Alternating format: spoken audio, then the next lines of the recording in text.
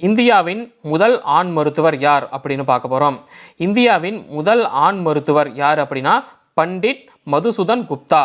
இந்தியாவின் முதல் ஆண் மருத்துவர் யாருன்னா பண்டிட் மதுசூதன் குப்தா. இவரை பற்றி பார்க்கலாம். இவர் பார்த்தீங்கன்னா மேற்கு வங்காளத்தில் 1800ஆம் ஆண்டு பிறந்திருக்காரு.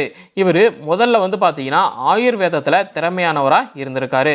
அதுக்கப்புறமா இவர் நவீன மருத்துவம் பயின்று 1836ஆம் ஆண்டு மனித உடல் அறுவை சிகிச்சை செய்த முதல் இந்தியர் அப்படின்னு பெயர் பெற்றவர். அப்போது மனித உடல் அறுவை சிகிச்சை செய்த முதல் இந்தியர் யார் அப்படின்னு கேள்வி கேட்டாங்க அப்படின்னா பண்டிட் மதுசூதன் குப்தா. இவர் மேற்கு வங்காளத்தை சார்ந்தவர். இவருடைய பணி நவீன மருத்துவ கல்வியை இந்தியாவுக்கு கொண்டு வர உதவுச்சு. அவருடைய பயணம் பலரை அறிவியல் அப்புறம் சேவையின் பாதையை பின்பற்ற தூண்டியது அப்படிங்கிறது குறிப்பிடத்தக்கது.